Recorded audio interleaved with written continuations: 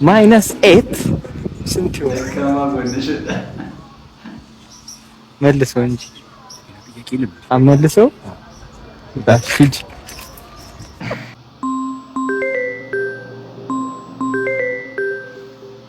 ሸሌ ቦይ ባለጌ ችጎር ነፊ አይ ተፈውት ተቃሉኝ ሱጤው ሲያራ አይ ማረካ ሱጤ ኦፋ ማስረግጥ ሱጤ ከሰሞኑ በጣም መነጋገሪያ እየሆነ ያለው የአየር መንገዱ ቪዲዮ ነው። አየር መንገድ የኢትዮጵያ ወጣቶች ወደ ውጭ ሀገር ወይ ሳውዲ አረቢያ ስራ አግኝተው ቪዛ ተመቶላቸው ለመሄድ ይዘጋጃሉ። ከዛም የተፈጠረውን ይሄንን ቪዲዮ ሁላችሁም የያዛችሁት ቪዛ እዚህ ያላችሁ ሁላችሁ የያዛችሁት ቪዛ ኤዲት ስለሆነ መሄድ አትችሉ። በትክክለኛው መንገድ የስራና ክህሎት ሚኒስቴር አለ። ዝጋው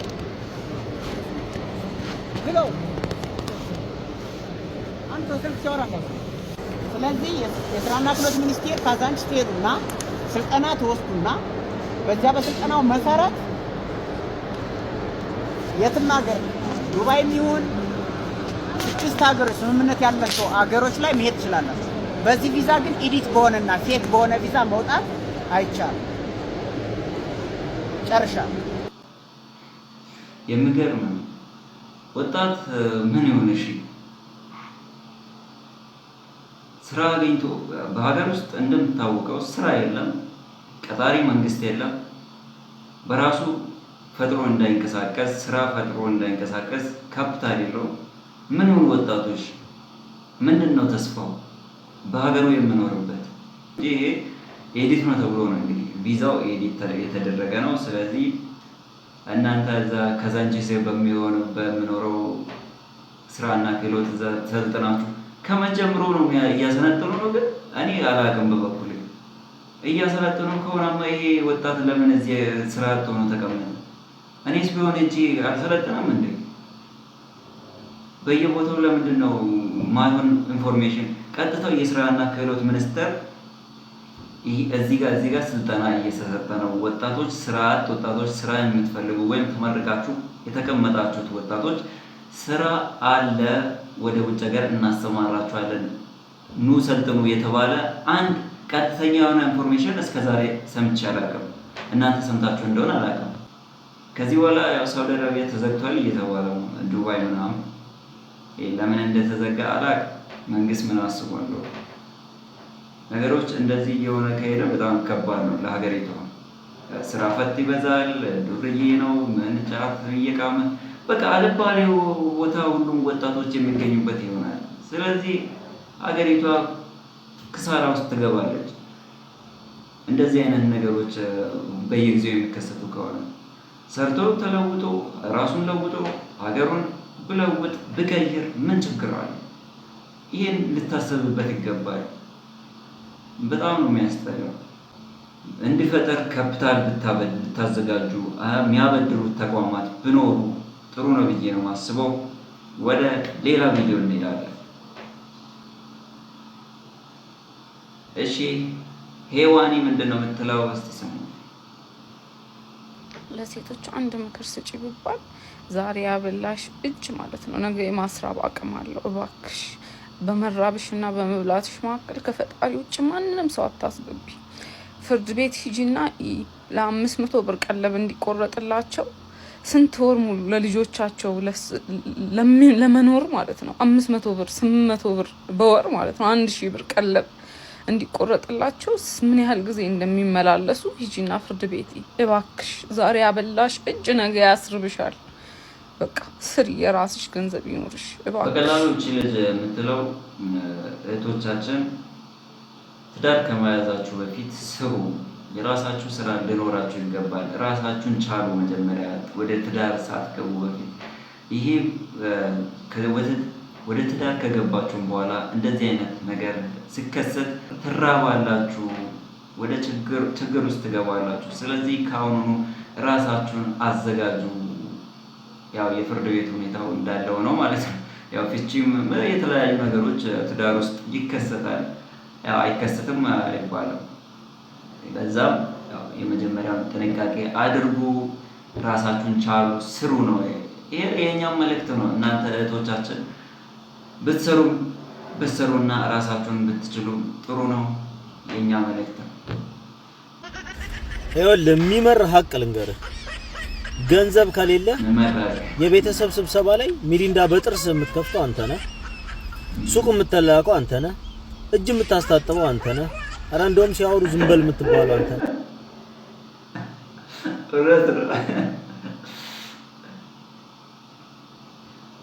ጋይስ ሌላኛው ፓርት 9 ተሰርቋል እያለ ነው ጳውሎስ። እንዴት እንደተሰረቀ እስቲ በላይ ለማብራራት መጥቷል ከነ ናሆም ፎንቲ ጋር።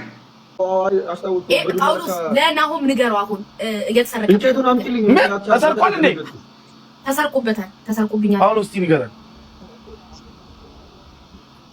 6 ነው የተሰረቀው እና መሀል ፓርት ውስጥ ነው መጨረሻ አካባቢ። ማን የሰረቀው? እኔ እንጃ። እኛ አወራነው ሌላ ነው የተወራው፣ ግንስ ሌላ ነው። አባባሉ ገባ። እኛ የሰራነው እንትኑ ፓርቱ ሌላ ነበር እኔ የሰራሁት፣ ግን የለቀቁብኝ ሌላ ነው። አወራሩ ምናምን እኔ ልላውርቼ የተለቀቀው ሌላ ነው። ማን የሰረቀ? ስልክ ተሰርቆ ነበረ? ኖ እኔ ራሱ ግራ ያገባኝ እሱ ነገር ነው። ቴሌግራም ላይም ተለቋል አሉ፣ ዩቲዩብ ላይ ነው። አንተን የሰራው ቆይ ከዛ አሁን አንተ አከስም እንዴ ታዲያ? እንዴ ቀልድ ነው እንዴ? ስራ እንዴ ምንድን? እኔ ነገርኩት ቪዲዮ መጀመሪያ ላይ ሁሌ ኮፒራይት ያስቀጣል እያልክ አስገባ። ግድ ነው ኮፒራይት ያስቀጣል እያልክ ዩቲዩብ ላይ መለቀቅ ተጀምሯል እንዴ? እንዴ ጳውሎስ ይሄን ፊልም እኮ እኛ ሁላችን በጉጉት እየጠበቅን ያለን ፊልም ነው አይደል? ሙሉ የኢትዮጵያ ሕዝብ እኮ እየጠበቀው ነው። እንዴ ፓርት 8 ተለቀቀ ሲባል ሰው እየሮጠ እኮ ነው ለማየት ቪዲዮ። በጣም ያዝናናል ብቻ ቪዲዮ ካያችሁ ማለት ነው። እሺ ሰዓቱ ደረሰ የምለውን ልጅ አስታውሳችሁት? ከጃኒ ጋር ላይቭ ገብተዋል። አንቺ ሲንግል ነሽ? አንቺ ሲንግል ነሽ?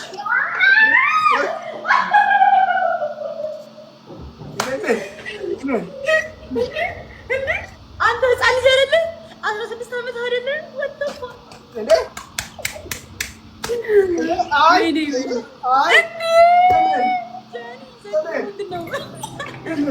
አንተ አሁን አባቴ ቢሰማ ይሄንን ምን ይላል? ና ቁጭ በል ና በቀሪ በዛ ዙራ ነው የምናወራው። ና ቁጭ በል አንተ ና አንተ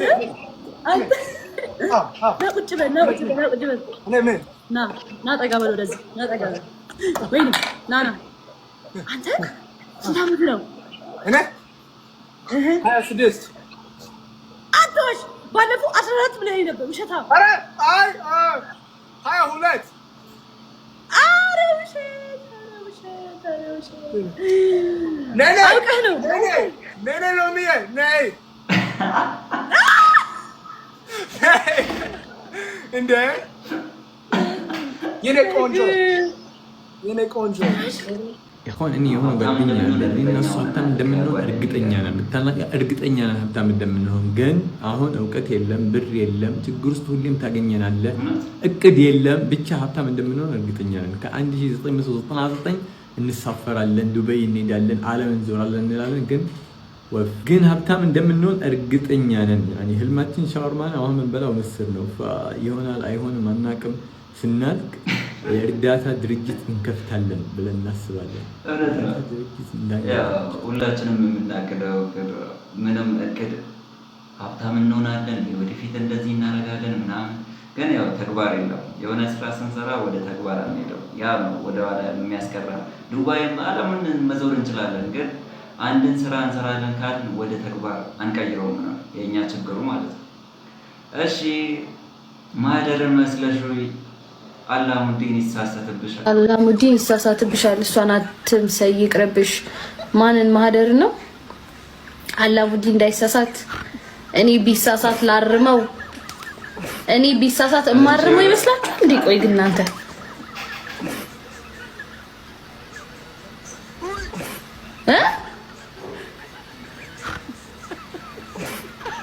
እኔ አርመዋለሁ? ሲጀመር እንደዚህ ደስተት ይታረማል።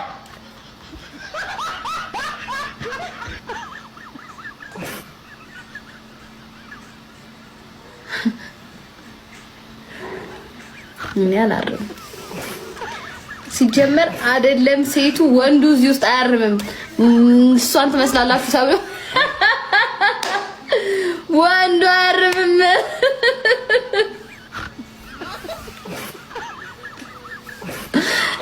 በጭራሽ እሺ ጋይስ የዛሬውን ቪዲዮ በዚህ ያበቃለሁ። ፈታዘና እንዳላችሁ አልጠራጠርም። በሌላ አዝናኝ ቪዲዮ እስከምንገናኝ ያው ሐሳባችን ኮሜንት ላይ አስቀምጡልኝ።